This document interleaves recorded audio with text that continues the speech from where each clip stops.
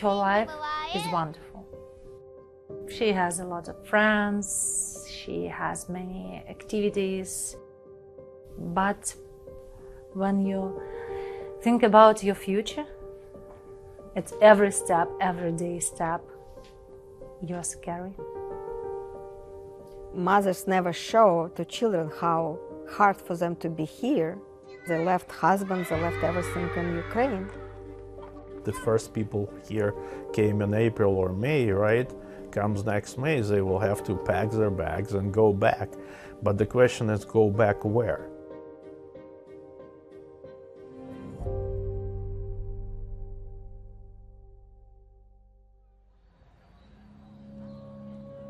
In Ukraine, the life was perfect because it was calm, it was comfortable, and all my small girls' family were together. We live near the sea in Odessa, and we have something like a picnic at the beach. It is my mom, my daughter. It was 24th of February. I with my daughter was in Odessa. My husband visited his relatives in Mariupol. And at 5 a.m. I heard that some explosion again and again. And then I take my phone and I see that my friends from Kharkiv and from Mariupol, from Kherson, chat that the war was started. Breaking news after the U.S. warned all day of a full-scale Russian invasion of Ukraine, that it was imminent. Looks like the darkest day has come to pass following this speech by Vladimir Putin. Explosions were seen and heard in cities across the country. It was very scary. I know that I pregnant when it was February 24 when the war was started. It is the first day of war. I did the test and I see the results when I packaged my luggage. One of the beautiful day and one of the worst day in our life. It was a very hard decision to leave your home, your country, your relatives, and I had to leave because I had to survive and to give a new life.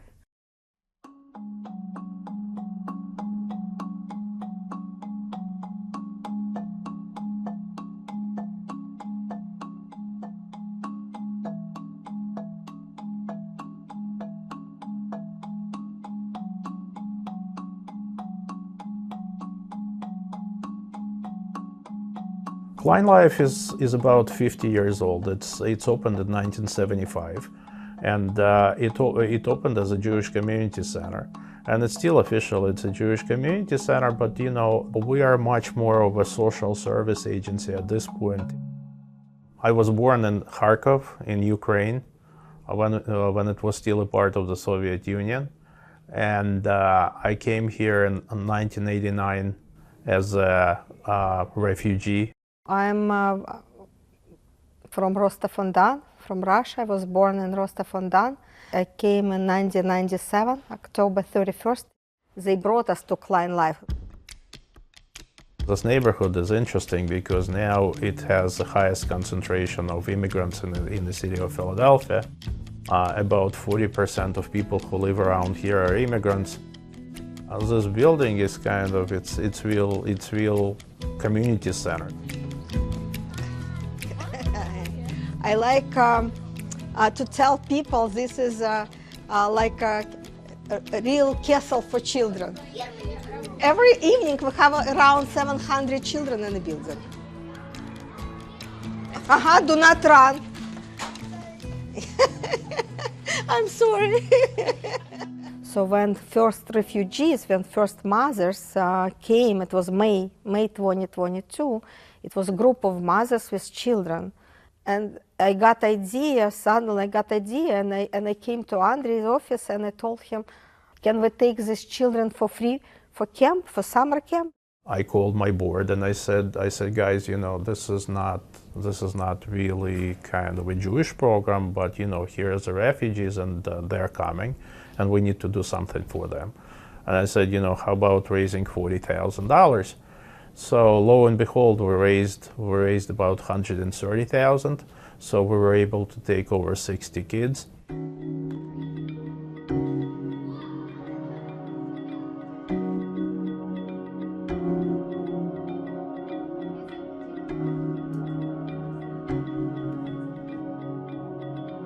I wanted to see kids behaving like kids, because when they came in, they were like really in a rough shape. When kids were playing outside and the plane would take off, the children would do this and then hit the ground, which was a really tough thing to see. So the kids here identify as refugees from Ukraine, and most recently there are a couple kids who came here from Israel. We're doing a therapeutic art group, and today we're going to be making peace signs with the kids and exploring what peace means to them. This is beautiful. For my daughter, adaptation was hard, and she's very smart girl. She understands all. We have relatives from Russia, and she can't understand what's going on and why her father not with us. Why mom crying all the time. It was hard, and she was in stress. And when we came here, she said it is like a small part of Ukraine. It is my second home. I like all girls, but Yeva, it's a special girl. She's a so kind girl, very talented. I so like to be here. It's so fun at the stage. Сюрприз! Сюрприз! Где водятся волшебники? Где водятся волшебники? Где водятся волшебники? В фантазиях твоих. С кем водятся волшебники? It is very wonderful because at this very difficult time for our family and for Ukraine, you're very happy when your child is happy. Жди твою маму. Киська, привет! Ты тоже в этой штуке? Привет! Ты тоже в этой штуке? Привет! Меня снимают. In life, it is like a small island of peace and happy and childhood for us. So I'm trying to give her in these conditions the best.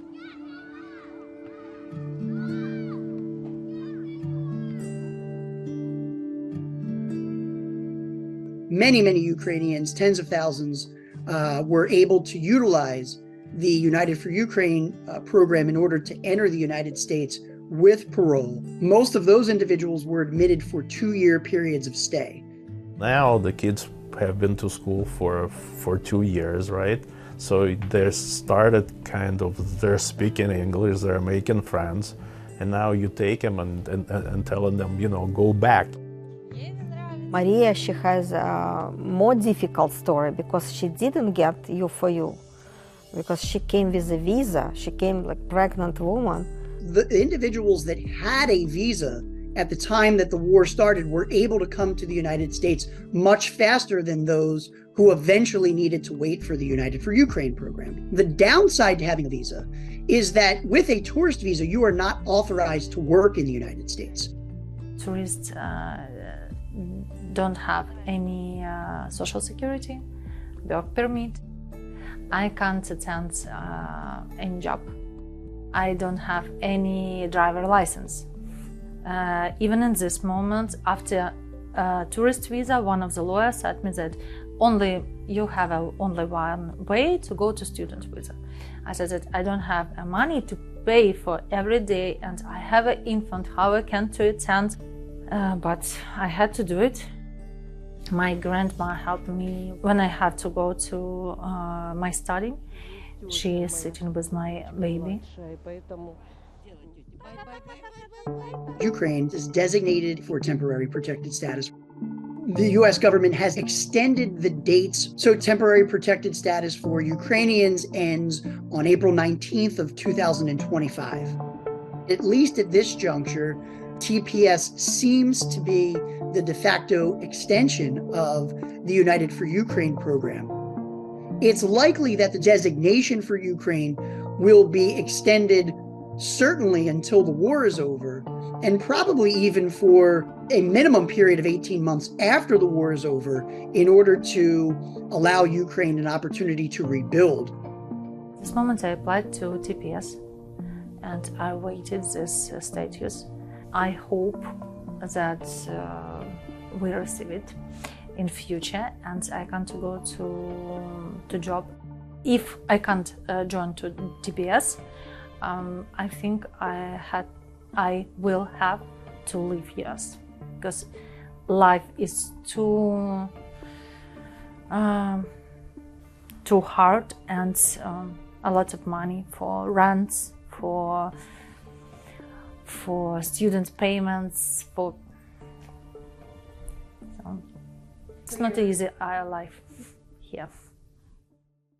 Most Ukrainians that I know are very, very proud people that had wonderful, decent lives in Ukraine before the war. So many individuals do want to go back to Ukraine at some point. They still have family there, businesses, and other ties to the country. Other Ukrainians aren't, hopeful that they will be able to spend the rest of their life in a safe environment in Ukraine, even if the war is over. You want to go home, you want to roll the day when everything was good and you have a peace life. Your life is perfect, I think, for child, but she still wants to go home. We can do it, We want to go home. If Odessa still will be Ukrainian city, we go home and the war will end.